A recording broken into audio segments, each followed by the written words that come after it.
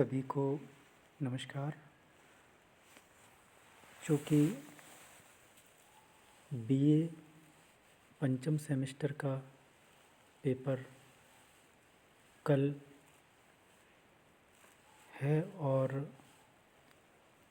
ये जो काव्य हेतु, काव्य प्रयोजन, काव्य लक्षण, ये बहुत ही इम्पोर्टेंट पार्ट हैं। इसके लिए हम एक संक्षिप्त चर्चा इन विषयों को लेकर कर रहे हैं। इन टॉपिक पर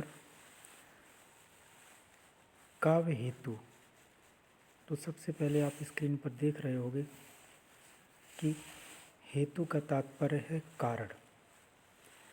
मतलब हेतु से हम तात्पर्य लेते हैं कारण का, अर्थात हेतु मतलब कारण। तो काव्य हेतु का अभिप्राय इस तरह से हो जाता है कि काव्य रचना के जो कारण हैं, काव्य के सृजन के लिए जिन तत्वों का होना जरूरी है, ऐसे तत्वों को हम काव्य हेतु कहते हैं। काव्य हेतु को काव्य की उत्पत्ति के कारण के रूप में हम समझ सकते हैं। यहाँ बाबू गुलाब राय द्वारा जो काव्य हेतु के संबंध में विचार दिए गए हैं, उन्होंने कहा है कि हेतु का अभिप्राय उन साधनों से है जो कवि की काव्य रचना में सहायक होते हैं। तो कवि की काव्य रचना में सहायक तत्वों को काव्य हेतु कहा गया है, ये गुलाब राय जी ने माना है। संस्कृत काव्य शास्त्र में मुख्यतः 3 काव्य हेतुओं को माना गया है, जो कि इस प्रकार है। प्रतिभा को शक्ति भी कहते हैं। नंबर 2 व्युत्पत्ति और नंबर 3 अभ्यास। तो ये बहुत इम्पोर्टेंट है। काव्य हेतु लगभग परीक्षा में आता ही है। और इस तरह से ये जो महत्वपूर्ण बात जो सामने आई है कि काव्य शास्त्र, जो संस्कृत काव्य शास्त्र है, उसमें मुख्यतः 3 काव्य हेतु हैं, प्रतिभा, व्युत्पत्ति और अभ्यास। ये 3 काव्य हेतु बहुत ही महत्वपूर्ण हैं। इनको अवश्य विद्यार्थियों को दिमाग में रखना चाहिए। अब जैसे काव्य हेतु अलग अलग विद्वानों ने, संस्कृत के आचार्यों ने काव्य हेतु अलग अलग माने हैं। जैसे भामा जो मानते हैं, वो कहते हैं कि प्रतिभा काव्य हेतु है। दंडी ने प्रतिभा, शास्त्र ज्ञान और अभ्यास को काव्य हेतु माना है। रुद्रट ने शक्ति, व्युत्पत्ति और अभ्यास को माना है। वामन ने लोक व्यवहार, विद्या और प्रकीर्ण को काव्य हेतु माना है। जयदेव मूल प्रतिभा, व्युत्पत्ति, अभ्यास सहायक मानते हैं, मूल प्रतिभा को मानते हैं जयदेव। मम्मट शक्ति, निपुणता और अभ्यास को मानते हैं। हेमचंद्र केवल प्रतिभा को ही महत्वपूर्ण मानते हैं। जगन्नाथ केवल प्रतिभा को मानते हैं। इस तरह से हम देख सकते हैं कि ये जो भी विद्वान हैं संस्कृत के, उन्होंने 3 काव्य हेतुओं की चर्चा की है, लेकिन लगभग कॉमन है प्रतिभा।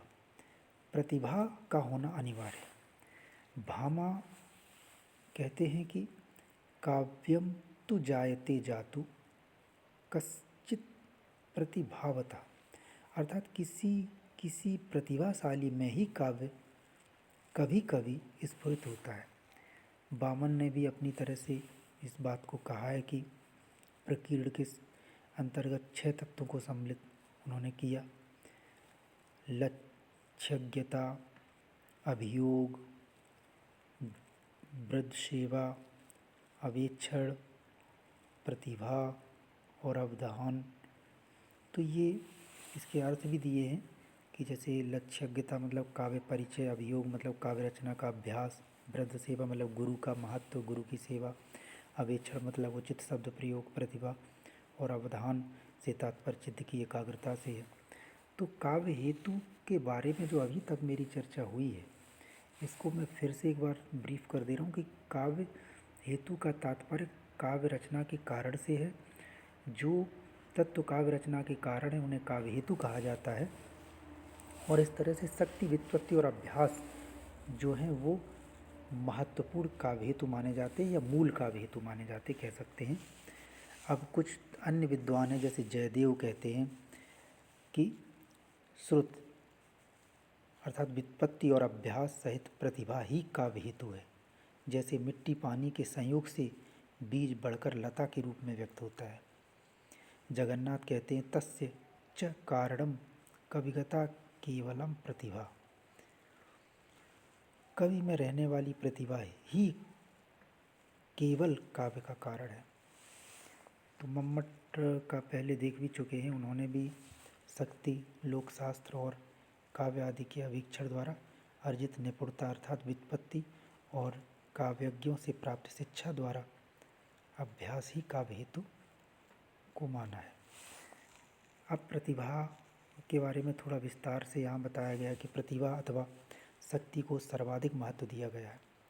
मैंने बताया कि प्रतिभा लगभग सभी विद्वानों ने प्रतिभा को काव्य हेतु माना, इसलिए तो सब स्वीकार करते प्रतिभा को, लेकिन अन्य जो है व्युत्पत्ति और अभ्यास के जो है शब्दों का चयन अलग अलग कर लिया है। तो इस तरह से मूलतः हम बार बार फिर यही कहेंगे कि शक्ति, व्युत्पत्ति और अभ्यास ये मूल काव्य हेतु हैं। इनको किसी भी तरह का कोई प्रश्न आता है, अगर इन 3 चीज़ों को लिख दिया है तो आप निश्चित रूप से आप पेपर में आपके मार्क्स अच्छे आएंगे। तो ये संक्षेप में मैंने चर्चा करी है, आगे आप इसकी तैयारी कर लेना। आपका ये काव्य हेतु के अलावा मैं चाहूँगा कि काव्य लक्षण और काव्य प्रयोजन पर भी चर्चा की जाए। धन्यवाद।